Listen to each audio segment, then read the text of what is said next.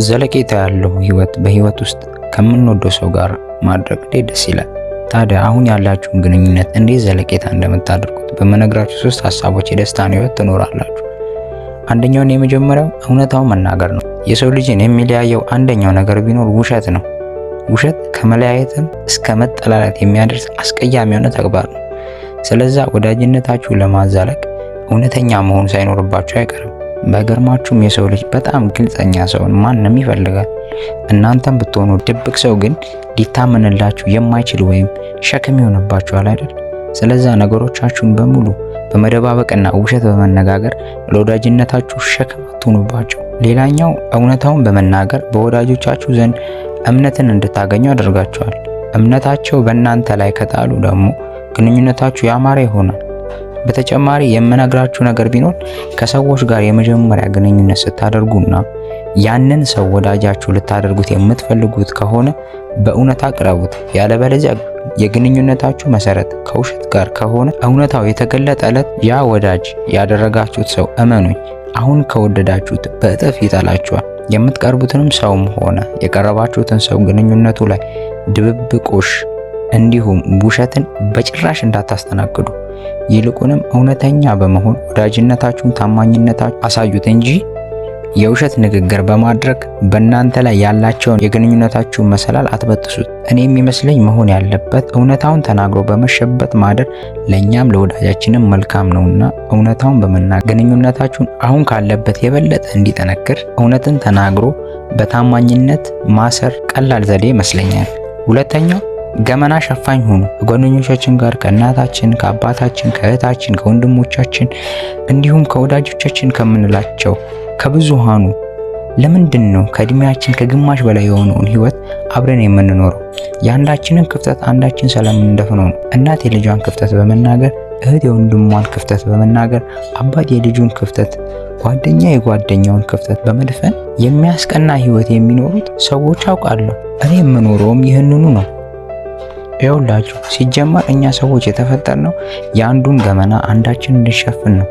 እናንተም ብትሆኑ እናንተ ያወቃችሁትን ለሌላው በማሳወቅ ያላወቃችሁትን ደግሞ ለእናንተ ወዳጃችሁ በማሳወቅ ክፍተታችሁን እየተሞላላችሁ ግንኙነታችሁ ማራዘም ትችላላችሁ። ወዳጅነታችሁ የበለጠ ልትወዱትና ቅርርባችሁ የበለጠ እንዲሰፋ የምታደርጉት ገመናቸውን የምትሸፍኑ ስትሆኑ ነው። የሰው ልጅ ጭንቀቱ ምን ይመስላችኋል? ክፍተቱ ነው። ያሌለው ነገር የማይችለው እሱ ጋር የሌለው ነገር አለመኖሩ ጭንቀትን ይፈጥርበታል። እናንተም ከወዳጃችሁ ጋር ዘለቄታ ያለው ግንኙነት ለማድረግ ፍቅር ይሁን ገንዘብ ይሁን ሚስጥር መደበቅ ይሁን ማስተማር ይሁን በቃ እናንተ ጋር ያለውን እነሱ ጋር የሌለውን ነገር በመስጠት ግንኙነታችሁን ዘለቄታ አድርጉት።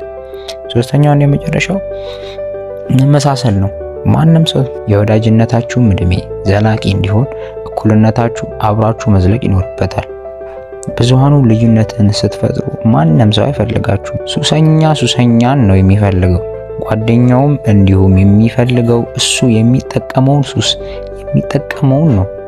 እና ወዳጅነት በመመሳሰል ማድረግ ለዘላቂነት ምርጥ ይመስለኛል። ባይገርማችሁም ቢገርማችሁም ከማንም እየበለጣችሁ በመጣችሁ ቁጥር ጠላት እያፈራችሁ እንጂ ወዳጅ እያፈራችሁ አትመጡ። ስለዛ እድገታችሁን ለራሳችሁ በማድረግ ወዳጅነታችሁን መምሰል ባለባችሁ ነገር በመምሰል ግንኙነታችሁን ለማራዘም ሞክሩ። በህይወታችን ውስጥ የምንወዳቸው ሰዎች ከነሱ በልጠን ማየታቸው የሚያስደስታቸው ሰዎች ይኖራሉ። ለምሳሌ እናት፣ አባት፣ ሚስት ልትሆን ትችላለች። ግን የእናንተን ከፍታ ለማይፈልጉ ሰዎች ክፍተታችሁን አታሳዩአቸው። ይልቁንም በመመሳሰል ጉዟችሁን ቀጥሉ። እኔ ምን አደርጋለሁ መሰላችሁ? ብዙ ወዳጆች አሉኝና ከወዳጆቼ ስቀላቀል እኔ ሁሌም እነሱ ከሰፈሩበት ስፍራ ነው ራሴን የምሰፍረው። እነሱ ገንዘብ ከሌላቸው እኔ ገንዘብ እንደሌለኝ አድርጌ ገንዘብ ካላቸው ጋር እንዳለኝ ነው ተመሳስዬ የምኖረው። ታዲያ ግን እነሱ ገንዘብ የላቸውም አለኝ ብል የበታችነት ስሜት የሚሰማቸው ሰዎችና ገንዘብ ካላቸው ጋር ደግሞ ገንዘብ የማይዝ ከሆነ እኔን የበታች አድርገው የሚስሉኝ ሰዎች ይኖራሉና ምንም ያህል ከነሱ ጋር ያለኝ ግንኙነት እንዲቀጥል በፈልግ የሚመጥናቸውን ሰው ለማግኘት ግንኙነታቸውን ያቋርጣሉ።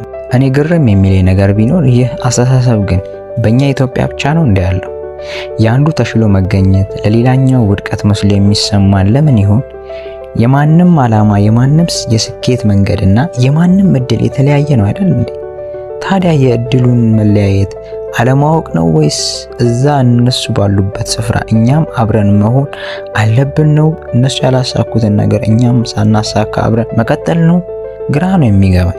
የአንዱ ሰው መሻሻል ለሌላኛው ወዳጁ ምርጥ ሆኖ ሳለ ያ ወዳጁ የሆነው ያንን ስኬት እሱ እስካልተሳካ ለምን እንደሚበሳጩ ነው ግራ የሚገባኝ።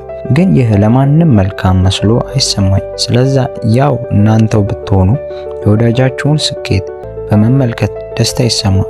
የነሱም እድገት ለናንተው ነው፣ የናንተም እድገት ለወዳጃችሁ ነውና ያንን እድገት ለወዳጆቻችሁ ተሽለው የሚገኙበትን በመንገር ለነሱ የተሻለ ስፍራ እንዳለና በቅርብ እንደሚሳካላችሁ በመንገር ወዳጅነታችሁን ከራሳችሁ ጋር እኩል በማድረግ ዘለቄታ አድርጉት።